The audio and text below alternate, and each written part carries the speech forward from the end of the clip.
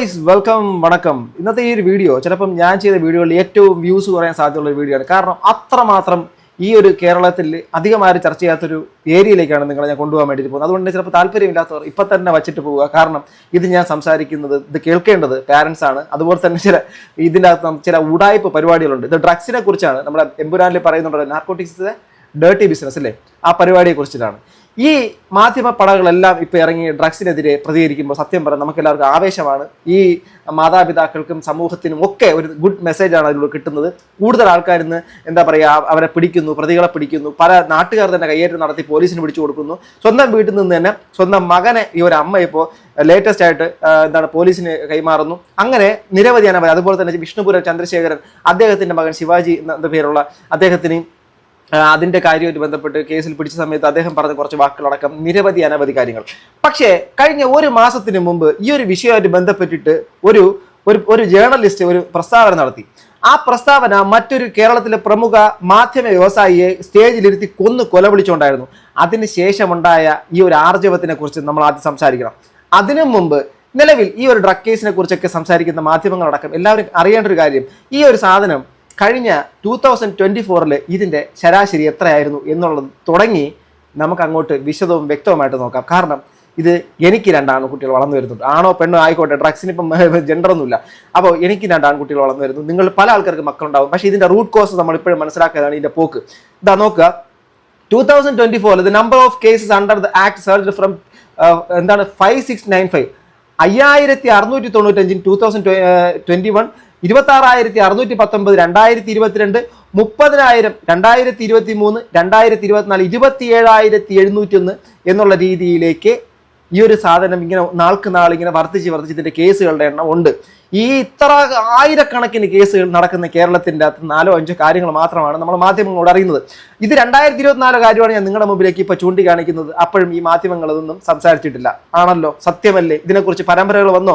ഇതിനെക്കുറിച്ച് ജനങ്ങളുടെ ഇടയിലേക്ക് പോയി അവയർനെസ് കൊടുക്കാൻ പോയോ? ഇല്ല. ഞാൻ ആരെ കുറ്റപ്പെടുത്താനല്ല, ചെയ്യുന്ന കാര്യത്തിന് നല്ലത് തന്നെ പറയുന്നു. ബട്ട് നിങ്ങളുടെ നിസ്സംഗതയും നിങ്ങളുടെ നിശബ്ദതയും ഈ സമൂഹത്തിൻ്റെക്ക് ഡ്രഗ്സ് പടരുന്നതിന് കാരണമായിട്ടുണ്ട്. കുറച്ച് നാളിന് മുമ്പ് ഹാഷ്മി ഇബ്രാഹിം എൻ്റെ ഒരു ഇന്റർവ്യൂ കാണാനിടയായി. അതിനകത്ത് അദ്ദേഹം പറയുന്നുണ്ട്, ഒരു ചാനലിന്റെ അടിസ്ഥാനപരമായിട്ടുള്ള കാര്യങ്ങൾ എൻ്റെ പരസ്യമാണ്, അഥവാ പരസ്യദാതാക്കൾ പരസ്യം തരുന്നതിന്റെ അടിസ്ഥാനത്തിൽ മാത്രമാണ് നമ്മുടെ ചാനൽ മുന്നോട്ട് പോവുക. പൈസ കിട്ടണമെങ്കിൽ പരസ്യം കിട്ടണം. അതായത് പണം കൊടുക്കുന്നവൻ പരസ്യം കൊടുക്കുന്നവൻ പരസ്യം കൊടുത്താൽ മാത്രമേ ഈ ചാനലുകൾ ഓടൂ നടത്തം. അപ്പം പണം ആരാണോ ഫണ്ട് ചെയ്യുന്നത് അതനുസരിച്ചിട്ട് മാത്രമേ ഒരു ചാനലിന് പോലും പ്രവർത്തിക്കാൻ കഴിയുന്നു.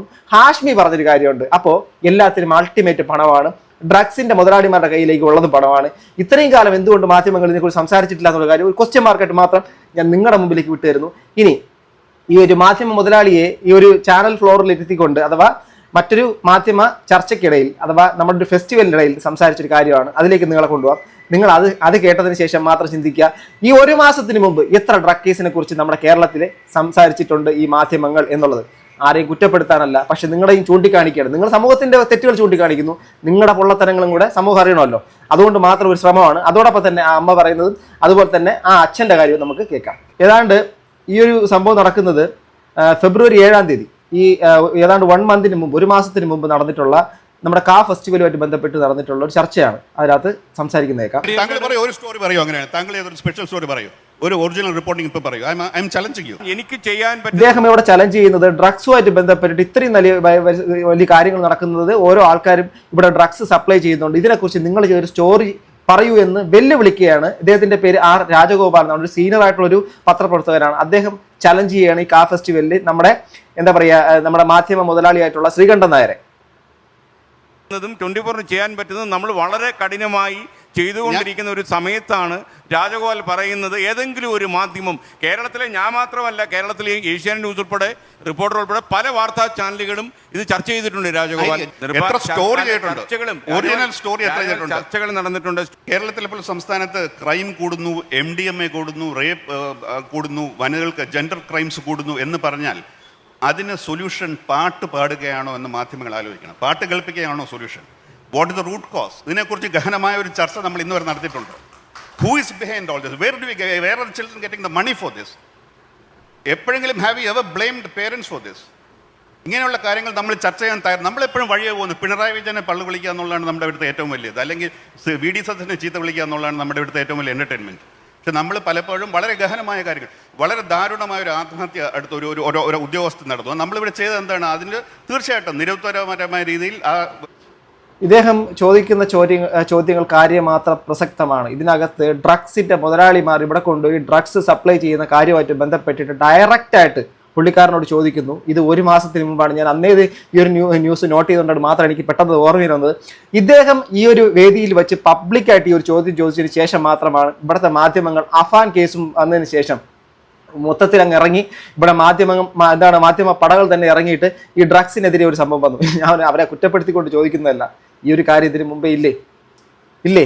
ഇനി ആ അമ്മയുടെ സ്റ്റോറിയിലേക്ക് വരാം. ആ അമ്മ പറയുന്നൊരു കാര്യം കേൾക്കാം. എന്താണ് മകനെ പിടിച്ചു കൊടുത്ത അമ്മയ്ക്ക് പറയാനുള്ളത്? എന്താ കാരണം? കോഴിക്കോട് എലത്തൂരിൽ ലഹരിക്കടിമയായ പിടികിട്ടാപ്പുള്ളിയായ മകനെ അമ്മ പിടിച്ച് പോലീസിൽ ഏൽപ്പിച്ചു. ആത്മഹത്യാ ഭീഷണി മുഴക്കിയ പ്രതിയെ മനോരമ ന്യൂസ് സംഘത്തിന്റെ സഹായത്തോടെയാണ് പോലീസ് തന്ത്രപരമായി വരുതിയിലാക്കിയത്. അറസ്റ്റിന് മുൻപ് മാധ്യമങ്ങളെ കാണണമെന്ന പ്രതി വാശി പിടിച്ചതിനെ തുടർന്ന് പോലീസ് മനോരമ ന്യൂസിനെ വിളിച്ചു വരുത്തുകയായിരുന്നു. മകന്റെ മർദ്ദനം താങ്ങാനായില്ല എന്ന പ്രതിയുടെ അമ്മ മനോരമ ന്യൂസിനോട് വെളിപ്പെടുത്തി. പോലീസിന്റെ അഭ്യർത്ഥന പ്രകാരം എത്തിയ മനോരമ ന്യൂസ് സംഘം കണ്ടത് കഴുത്തിൽ ബ്ലേഡ് വെച്ച് ആത്മഹത്യാ ഭീഷണി മുഴക്കുന്ന പ്രതിയെയാണ്. മുമ്പ് 3 തവണ ആത്മഹത്യാ ശ്രമം നടത്തിയ പ്രതിയെ അനുനയിപ്പിച്ച് പ്രതികരണമെടുത്തു. MDMA അടക്കമുള്ള ലഹരി സ്ഥിരമായി ഉപയോഗിക്കാറുണ്ടെന്ന് തുറന്നു സംബന്ധിച്ച പ്രതി തനിക്കെതിരെ ചുമത്തിയത് കള്ളക്കേസാണെന്ന് പറഞ്ഞെങ്കിലും പലതിനും കൃത്യമായ മറുപടി ഉണ്ടായിരുന്നില്ല.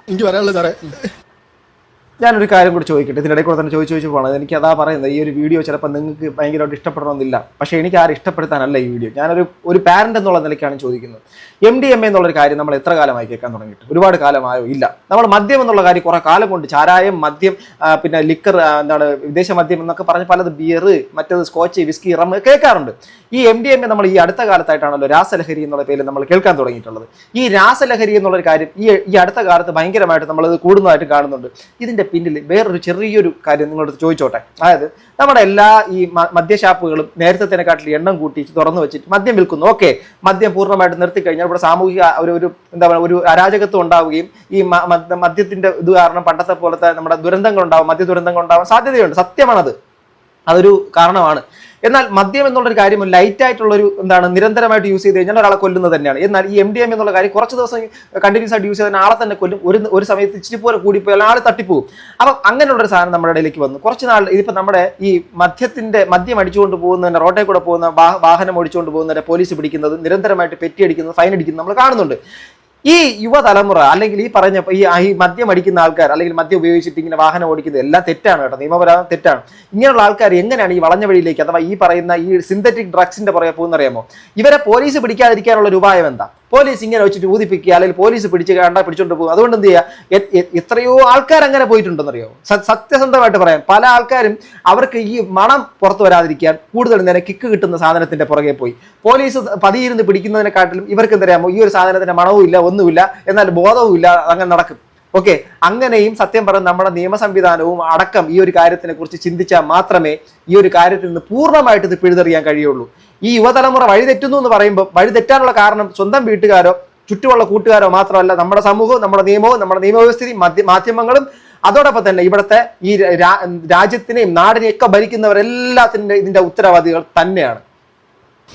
ഞാൻ 297 ജയിലിൽ കിടന്ന് 97 ദിവസം 9.5 മാസം. അറസ്റ്റിന് വഴങ്ങിയ പ്രതിയെ പോലീസ് കസ്റ്റഡിയിലെടുത്തു. ഇതോടെയാണ് അമ്മ നെഞ്ചുകൊട്ടുന്ന സങ്കടം പങ്കുവച്ചത്. അപ്പം തന്നെ ഞാനിത് പോലീസിനെ വിളിക്കാൻ കാരണം ഇന്നലെ ഈ ഓപ്പറേഷൻ ചെയ്ത് കിടത്തുന്ന ഞാനിവിടെ ഇരിക്കുന്ന ഈ അമ്മ 68 വയസ്സായ അമ്മയാണ്. അമ്മയ്ക്ക് ഉറങ്ങണമെങ്കിൽ ഓക്സിജൻ വെക്കണം. അങ്ങനത്തെ ആ അമ്മ ഇവിടെ എന്നെ കാണാൻ എൻ്റെ അടുത്ത് വന്നത്, എനിക്കോട് വേറെ ആരും എനിക്ക് ഇത് നടക്കാൻ വയ്യ, അപ്പോൾ എനിക്കൊക്കെ വെള്ളം നടപ്പിച്ച് കൊടുക്കട്ടെ വെച്ചിട്ടാ ഇവിടെ വന്ന് ഞാൻ അമ്മനെ തീ പിടിക്കാൻ സമയം ഞാൻ ഗ്യാസ് മിൽ വെച്ചാൽ മതി, അത്രയും വയ്യ അമ്മയ്ക്ക്. എന്നിട്ട് ആ അമ്മനെ അടിക്കാൻ വന്നോ എന്താ പറയുക, പൈസ കൊടുക്കായിട്ട്. അവൻ ഒരു പ്രാവശ്യം പൈസ ചോദിച്ച് അമ്മ ഞാൻ കാണാതെ ഒരു 100 രൂപ അമ്മ എടുത്ത് കൊടുത്ത്, വലിയൊരാണ് എടുത്താൽ ഇങ്ങനെ 10-6 വയസ്സായ ഒരു മോൻ 10 രൂപ 20 രൂപ 50 രൂപ ചോദിക്കുമ്പോൾ അമ്മ 100 രൂപ ആ എടുത്ത് കൊടുത്ത് പണം അവൻ അതുകൊണ്ട് പോയിട്ടാണ് പുറത്ത് പോയിട്ടാണ് പിന്നെ എന്തോ സാധനങ്ങളൊക്കെ ആയിട്ട് വന്നത്.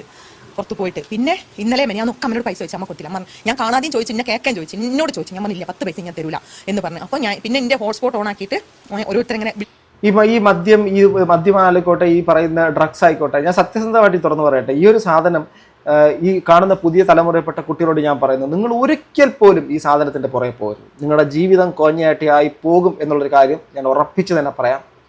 മദ്യം എന്നുള്ളൊരു കാര്യം എൻ്റെ ലൈഫിൻ്റെ അകത്ത് ഞാനൊരു കുറേയധികം ബിസിനസ്സുകളും മറ്റുള്ള കാര്യങ്ങളൊക്കെ നഷ്ടപ്പെട്ട് എൻ്റെ സ്വാഭാവികമായിട്ട് നമ്മുടെ സാമ്പത്തികവും എല്ലാം നഷ്ടപ്പെട്ടിട്ട് അതിൻ്റെ ഒരു ഡിപ്രഷൻ്റെ ആ ഒരു പീക്കിൽ നിന്ന സമയത്ത് നമ്മുടെ മുമ്പിൽ നിൽക്കുന്ന ഭയം, നമ്മുടെ നിൽക്കുന്ന കടം, സാമ്പത്തിക ബാധ്യതകൾ, നിരന്തരമായിട്ട് വിളിക്കുന്ന ആൾക്കാർ, ഇവരെല്ലാവരും ഫേസ് ചെയ്യാനുള്ള ഒരു മടി കാരണമൊക്കെ ശരിക്കും പറഞ്ഞാൽ എങ്ങനെ മുന്നോട്ട് ജീവിക്കുമെന്നുള്ളൊരു കാര്യം പോലും വലിയൊരു ക്വസ്റ്റ്യൻ മാർക്കായിട്ടെന്ന സമയത്ത് ആശ്രയിക്കപ്പെട്ടു. ഇതിൻ്റെ പുറകെ ഞാനും പോയിട്ടുണ്ടായിരുന്നു.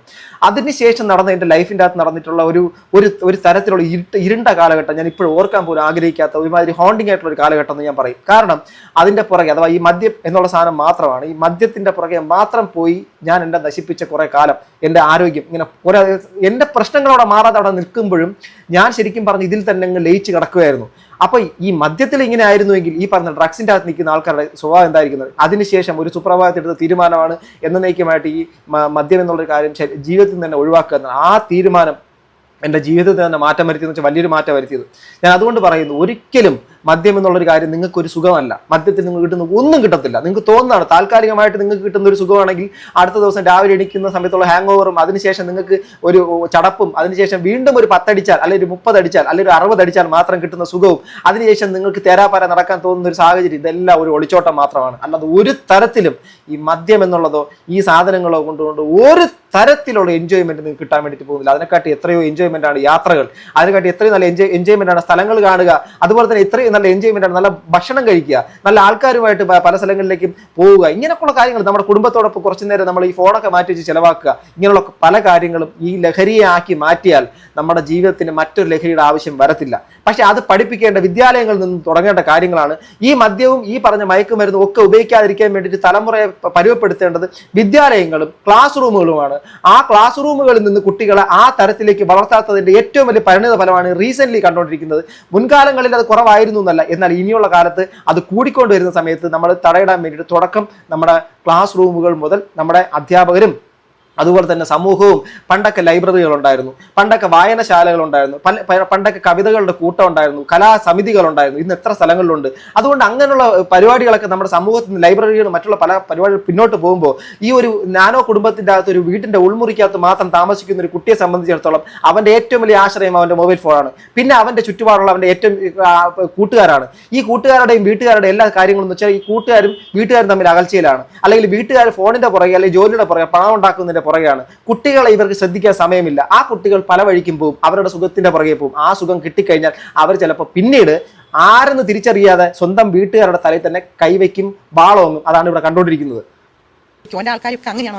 ഞാൻ ഹോട്ട്സ്പോട്ട് ഓഫ് ആക്കാം, അപ്പോൾ ദേഷ്യം പിടിക്കും, കൈമ കിട്ടുന്ന എല്ലാം എടുത്ത് ഈ വാതിൽ ഇവിടെ ഒരു സാധനം പൊട്ടാത്തില്ല. ലഹരി കച്ചവടം, പീഡനം, മോഷണം, അടിപിടി കേസുകളിൽ പിടികിട്ട പുള്ളിയായ പ്രതി ജാമ്യത്തിൽ ഇറങ്ങി മുങ്ങിയതായിരുന്നു. പ്രതിക്കായി തിരച്ചിൽ നടക്കുന്നതിനിടെയാണ് അമ്മ തന്നെ വിളിച്ച് മകനെ കൈയോടെ പോലീസിൽ ഏൽപ്പിച്ചത്. ലഹരി ഉപയോഗത്താൽ പൊതുസമൂഹത്തിന് ഭീഷണിയാകുന്നത് സ്വന്തം മകനാണെങ്കിൽ പോലും എന്താണ് ചെയ്യേണ്ടത് എന്ന് എല്ലാവർക്കും പറഞ്ഞു തന്നിരിക്കുകയാണ് ഈ അമ്മ.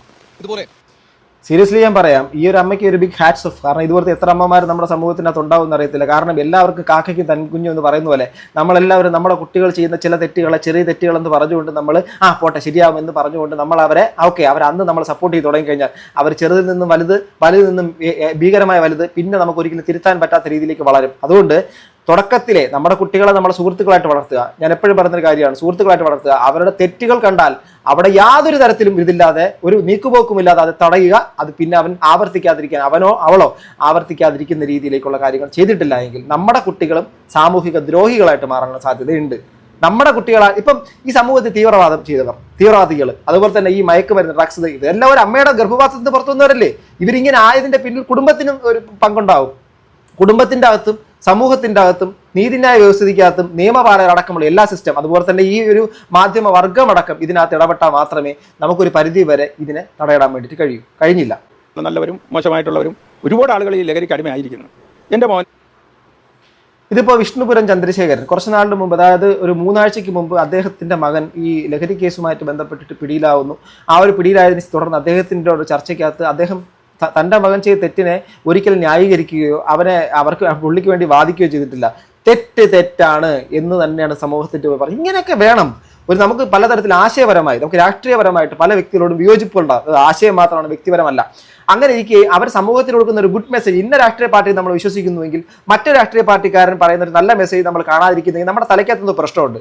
രാഷ്ട്രീയം മാറ്റി നിർത്തിക്കൊണ്ട് ആൾക്കാർ നൽകുന്ന നല്ല മെസ്സേജുകളെ സമൂഹത്തിലേക്ക് പകർത്തണം. അത് നമ്മുടെ ഉള്ളിലേക്കും എടുക്കണമെന്നാണ് എനിക്ക് പറയാനുള്ളത്. അതിൽ ഉൾപ്പെട്ടു, എൻ്റെയും കൂടി തെറ്റ് തന്നെയാണ്. ഇത് പോലീസ് ഇപ്പോൾ കണ്ടുപിടിച്ചത് കൊണ്ട് ഈ ജില്ലയിലെ ഒരുപാട് ആളുകളെ സംരക്ഷിക്കാനും അവരെ ഇനി അങ്ങനെ പോകാതിരിക്കാൻ ഉപദേശിക്കാനും പിന്നെ നിയമപരമായി ചെയ്യാൻ കഴിയുന്ന കാര്യങ്ങളൊക്കെ ചെയ്യാൻ ഈ നിമിഷം മുതൽ എൻ്റെ കൂട്ടത്തിൻ്റെ മകൻ ഉൾപ്പെടെ ഉണ്ട്. തെറ്റ് സമ്മതിച്ച് ഞാൻ മോനെ, എൻ്റെ മൂത്തവൻ മോനാണ്, അവൻ ചെയ്ത തെറ്റ് ഞാൻ സഹിച്ചുകൊണ്ട് അവൻ ഇനി ഒരു പുതിയ ജീവിതത്തിലേക്ക് വരട്ടെ. ശിവജി മകനും കൂടെ ഉണ്ട്. അച്ഛൻ പറയുന്നത് കേട്ടോ? തെറ്റ് പറ്റിപ്പോയി. അതെ, തെറ്റ് പറ്റിപ്പോയി. ഇന്ന് രാവിലെ തന്നെ അച്ഛനെല്ലാം തുറന്നു പറയുകയും നേരിട്ടുള്ള വഴിക്കുള്ള എല്ലാ രീതിയിലും സഹായവും എല്ലാം തരാമെന്ന് തന്നെയാണ് അച്ഛൻ പറഞ്ഞിട്ടുള്ളത്. 100% എൻ്റെ ഭാഗത്ത് ഇനി ഇങ്ങനെ ഒരു തെറ്റ് ഒരു കാലത്തും ഒരിക്കലും സംഭവിക്കില്ല. ഞാൻ അച്ഛനോടുള്ള വാക്കാണ്. കൂട്ടുകെട്ടുകൾ ശ്രദ്ധിച്ചില്ല, ഒന്നിനും ആരെയും നോക്കിയില്ല, ആരെക്കുറിച്ച് ചിന്തിച്ചില്ല. ഈ ലഹരി ഉപയോഗിക്കില്ലെന്ന് തുറന്നു പറയുമോ? 100%. ഇങ്ങനെ വേണം. ഇതാണ് അച്ഛൻ, ഇതാണ് അമ്മ. ഈ കണ്ട അമ്മയും ഈ അച്ഛനും ആണ് നമ്മുടെ സമൂഹത്തിൻ്റെ അകത്ത് മാതൃകകളാവേണ്ടത്. ഇപ്പം ഞാനൊരു അച്ഛനാണ്. എൻ്റെ കുട്ടിക്ക് ഇപ്പോൾ ഒരാൾക്ക് 11 വയസ്സും ഒരാൾക്ക് 4 വയസ്സുമാണ്. ഇവർ വളർന്നു വന്ന് കുറച്ച് 10 വർഷം കൂടെ കഴിഞ്ഞാൽ 10-15 വർഷം കഴിഞ്ഞാൽ ഇപ്പോൾ പലരും ഇപ്പോൾ പിടിക്കപ്പെട്ട അമ്മ പിടിച്ചു കൊടുത്ത ആ മകൻ്റെ കാര്യത്തിനകത്താണെങ്കിൽ നമ്മൾ 13 വയസ്സ് മുതൽ ഈ ഒരു ഡ്രഗിൻ്റെ അഡിക്റ്റ് ആയിരുന്നത്. അതായത് 8ാം ക്ലാസ്സിലോ 9ാം ക്ലാസ്സിൽ പഠിക്കുന്ന സമയം മുതൽ ഡ്രഗിൻ്റെ പുറകെയാണെന്നാണ് പറയുന്നത്. നിങ്ങളുടെ ഇതേ 13-14 വയസ്സുള്ള കുട്ടികളെ ഒരാളായിട്ടാണ് ആ കുട്ടി അന്ന് ഡ്രഗിൻ്റെ അടിമയായിട്ട് മാറി. നിങ്ങൾക്ക് എത്ര പേർക്ക് അറിയാം നിങ്ങളുടെ കുട്ടികൾ എന്തൊക്കെ പരിപാടികളാണ് ചെയ്യുന്നതെന്ന്? അറിയോ? ഇല്ല. അപ്പം എങ്ങനെയാണ് ഇവരെ നിയന്ത്രിക്കേണ്ടത്? ഞാനൊരു കാര്യം തുറന്നു പറയാം. ആദ്യം നമ്മുടെ കുട്ടിയുടെ മനസ്സ് നമുക്ക് മനസ്സിലാക്കാൻ കഴിയണം. പിന്നെ നമ്മുടെ കുട്ടികൾക്ക് നമ്മൾ എത്ര തന്നെ തിരക്കുകളുണ്ട്, എത്ര വലിയ ജോലിയുണ്ട്, എത്ര പണത്തിൻ്റെ പുറകെ നമ്മൾ ഓടിയിരുന്നാലും നമ്മുടെ കുട്ടിയോടൊപ്പം അവരുടെ ഒരു ക്വാളിറ്റി ടൈം എന്നുള്ള സമയം നമ്മൾ അവരോട് സ്പെൻഡ് ചെയ്യാൻ സമയം നമ്മൾ ചെലവഴിക്കണം, അവർക്കൊപ്പം ഇരിക്കണം. ഫോണ്, മറ്റത് TV, തേങ്ങാക്കൊല എല്ലാം മാറ്റി വെച്ചിട്ട് നിങ്ങൾ അവർക്കൊപ്പം കുറച്ചു നേരം കടൽ തീരത്തോ അല്ലെങ്കിൽ അവർക്ക് ഇഷ്ടപ്പെട്ട സ്ഥലങ്ങളിലൊക്കെ കൊണ്ടുപോവുക. നമ്മൾ അവർക്ക് അവരുടെ ഏറ്റവും സ്നേഹമുള്ള കാര്യങ്ങൾക്ക് നൽകുന്നു എന്നുള്ള കാര്യം മനസ്സിലാക്കുന്ന ഒരു കുട്ടിയും ഇങ്ങനെയുള്ള വഴിയിലേക്ക് പോകത്തില്ല. അവർക്ക് കിട്ടാണ്ടത് എന്തോ കിട്ടാത്തത് കൊണ്ടാണ് അവർ മറ്റുള്ള വഴികൾ തേടി പോകുന്നത്. അതിന് ഉത്തരവാദികൾ പാരൻസും കൂടെയാണ്. ഇപ്പൊ എൻ്റെ മകൻ ഒരു വഴി തെറ്റി പോകുന്ന രീതിയിലേക്ക് മാറുകയാണെങ്കിൽ അതിനൊരു തരത്തിലേക്ക് ഉത്തരവാദി ഞാനും കൂടെ അല്ലേ? നിങ്ങളും ആ ഒരു കാര്യം ചിന്തിക്കണം. നമ്മുടെ മക്കളെ നമ്മൾ സസൂക്ഷ്മം വീക്ഷിക്കണം. വിശ്വസിക്കരുത്.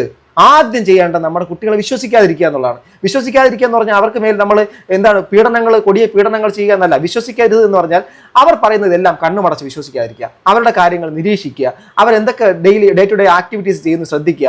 അവർ ഒരു ദിവസം പോയിട്ട് വരുമ്പോഴേക്ക് എന്തെങ്കിലും മാറ്റമുണ്ടെങ്കിൽ അത് ശ്രദ്ധിക്കുക. ആ ഒരു കാര്യങ്ങൾ എങ്ങനെയെങ്കിലും അവരുടെ ഉള്ളിൽ നിന്ന് എടുക്കാൻ വേണ്ടി ശ്രമിക്കുക. അപ്പം അങ്ങനെ പലതരത്തിലും നമ്മളുമായിട്ട് വിധേയത്വത്തിൽ നിൽക്കണ രീതിയിൽ നമ്മുടെ മക്കളെ നമ്മൾ മാറ്റിയെടുക്കണം, അങ്ങനെ വാർത്തെടുക്കണം. അതോടൊപ്പം തന്നെ ഈ ഡ്രഗ്സ്, മറ്റുള്ള കാര്യങ്ങൾ, സമൂഹത്തിലേക്ക് ഇവർ പോയി വീഴാനുള്ള സാധ്യതയുള്ള എല്ലാ കാര്യങ്ങളെക്കുറിച്ചും നമ്മൾ നിരന്തരം അവരുടെ മുമ്പ് ഡിസ്കസ് ചെയ്യുക. ഇങ്ങനെയൊക്കെയുള്ള കാര്യങ്ങൾ കേൾക്കുന്നു, കണ്ടോ ആ കുട്ടിയൊക്കെ ഇങ്ങനെയൊക്കെ ആയിരുന്നു, അയ്യോ ഇതൊക്കെ ഇങ്ങനെ. അപ്പം അതിൻ്റെ ഏറ്റവും വലിയ നെഗറ്റീവ് വശങ്ങളും അതിൻ്റെ ഏറ്റവും വലിയ പ്രശ്നങ്ങളും ഒക്കെ ഇവരെ ചെറുതായിട്ടെങ്കിലും ഇവരുടെ മനസ്സിനെ വിട്ടേക്കുക.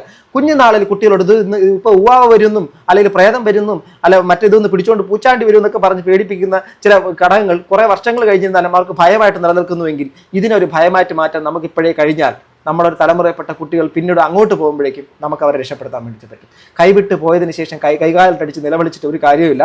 ഈ അച്ഛനമ്മമാരെ പോലെ ഇപ്പം ഈ ആ അമ്മ പറയുന്നു, ആ അമ്മയുടെ വേദന ഒരു കാര്യം മനസ്സിലാക്കണം. ആ വയറിനകത്ത് ഇടം കൊടുത്ത സ്ത്രീ അവരിത് പബ്ലിക്കിന്റെ മുമ്പിലേക്ക് എത്ര തന്നെ പറഞ്ഞിരുന്നാലും അവരുടെ ഉള്ളിനകത്ത് വേദന കാണത്തില്ലേ? സ്വന്തം മകനാണെന്നേ, വേദന കാണും. പിടിച്ചു കൊടുത്തു, ഇതെല്ലാം ശരിയാണ്. അവരവസാനം കൊല്ലുമെന്ന് പറഞ്ഞു. അങ്ങനെയാണ്, നിവർത്തിയില്ലാതെ കൊല്ലും എന്ന് ഉറപ്പായപ്പോൾ അങ്ങനെ പിടിച്ചു കൊടുത്തത്. അങ്ങനെ എല്ലാവർക്കും കഴിയണമെന്നില്ല. അപ്പോൾ ഞാൻ പറയുന്നത് ചെറുതായി മദ്യത്തിൻ്റെ അമിതമായ പ്രസരം ഉണ്ടെങ്കിൽ നിങ്ങൾ ഡി അഡിക്ഷൻ സെൻ്ററിലേക്ക് കൊണ്ടുപോകുക. അതിനെക്കാട്ട് ഏറ്റവും വലുത് മാനസികമായിട്ട് നിർത്തുക എന്നുള്ളത്. ഞാനൊക്കെ ഒരു ഡി അഡിക്ഷൻ സെൻ്ററോ മറ്റുള്ള കാര്യങ്ങളൊന്നും കണ്ടെത്തി പോയ ഒരാളല്ല. മനസ്സുകൊണ്ട് തീരുമാനം ഒരു പ്രാവശ്യം എടുത്തു, ആ തീരുമാനം അന്നത്തോടൊരു തീരുമാനത്തിൽ ഉറച്ചു നിന്നു. അതിനുശേഷം ഉണ്ടാകുന്ന ആഫ്റ്റർ എഫക്ട്സ് എല്ലാം, ശരീരത്തിനകത്ത് ഉണ്ടാകുന്ന പലതരത്തിലുള്ള പ്രകടനങ്ങളൊക്കെ സഹിച്ചു, ക്ഷമിച്ചു. അതെല്ലാം പിന്നെ അതിൻ്റെ പോകാതിരിക്കാനുള്ള മനസ്സുകൊണ്ടുള്ളൊരു തീരുമാനം, ഡിറ്റർമൈൻഡായിട്ട് നിന്ന് അതിനോട് ഫൈറ്റ് ചെയ്ത് അതിൽ നിന്ന് പുറത്തു വന്നു. അതുപോലെ കഴിയണം. സത്യം പറഞ്ഞാൽ മദ്യമൊന്നും ഒരു ലഹരിയുമല്ല. ഈ പറഞ്ഞ ഡ്രഗ്സ് ഒരു ലഹരിയല്ല. നിങ്ങളൊക്കെ ഞാൻ ഇതുവരെ ഇന്നേ വരെ ഒരു സിഗരറ്റോ അല്ലെങ്കിൽ ഒരു ബീഡിയോ ഒന്നും വലിച്ചിട്ടില്ല, അറിയത്തില്ല. എനിക്ക് അതിനെക്കുറിച്ച് അറിയത്തില്ല. ആ പടരുന്നത് മദ്യത്തിൻ്റെ ടേസ്റ്റ് മാത്രം. പക്ഷേ ഞാൻ ഏറ്റവും കൂടുതൽ വെറുക്കുന്നത് അതിനെയാണ്. അതുകൊണ്ട് തന്നെ ഞാൻ എൻ്റെ കുട്ടികളോട് ഇരിക്കുന്ന സമയങ്ങളിലൊക്കെ ഞാൻ ഏറ്റവും കൂടുതൽ ഞാൻ പറഞ്ഞു കൊടുക്കാറുള്ള കാര്യം, മക്കളെ ഒരു കാര്യം എപ്പോഴും ശ്രദ്ധിക്കുക. കളിക്കുകയോ ചിരിക്കുകയോ യാത്ര ചെയ്യുകയോ ഒക്കെ ചെയ്യുക. പക്ഷേ എപ്പോഴും നമ്മളോട് ഇന്ന സാധനങ്ങളൊക്കെ ഇതൊക്കെ ഇങ്ങനെയൊക്കെ കൊണ്ടുവന്ന് ഉപയോഗിക്കാൻ വേണ്ടിയിട്ട് പറഞ്ഞ ഏതൊരു സുഹൃത്താണോ അന്ന് നീ അവനെ വെട്ടിയിരിക്കണം. അഥവാ വെട്ടുന്ന വെച്ചാൽ നിന്റെ ലൈഫിൽ അവരുമായിട്ട് യാതൊരു ബന്ധവും വച്ചേക്കരുത് എന്ന് ഞാൻ ഇപ്പോഴേ എൻ്റെ കുട്ടിയെ പറഞ്ഞ് പഠിപ്പിക്കാറുണ്ട്. എനിക്കറിയില്ല നാളെ അവൻ്റെ ഫ്യൂച്ചർ എന്താവുകയാണെന്ന് രണ്ടുപേരുടെയും. അതുകൊണ്ട് ഞാൻ പറയുക, നമ്മുടെ കുട്ടികളെ നമ്മൾ ചൊട്ടയിലെ ശീലം ചുടല വരെ ഇന്നേ നമ്മൾ അവരെ ശീലിപ്പിക്കണം ആ ഒരു കാര്യത്തിന്. കാരണം കാലം വേറെയാണ്. ജെൻസി കാലഘട്ടം, 2K കിഡ്സ് എന്നൊക്കെ പറഞ്ഞ് നമ്മൾ കളിയാക്കിയാലും കാലഘട്ടത്തിൻ്റെ ഒരു പരിധി വരെ നമുക്കും നിയമത്തിനും നമ്മുടെ ഈ ചുറ്റുപാടുകൾക്കും സമൂഹത്തിനും എല്ലാത്തിനും ബന്ധമുണ്ട്. നിങ്ങളെ അഭിപ്രായങ്ങൾ താഴെ കമൻറ്റ് ബോക്സിൽ രേഖപ്പെടുത്തുക. അടുത്തൊരു വീഡിയോ വീണ്ടും കാണുന്നത് ഗൈസ്. ബൈ.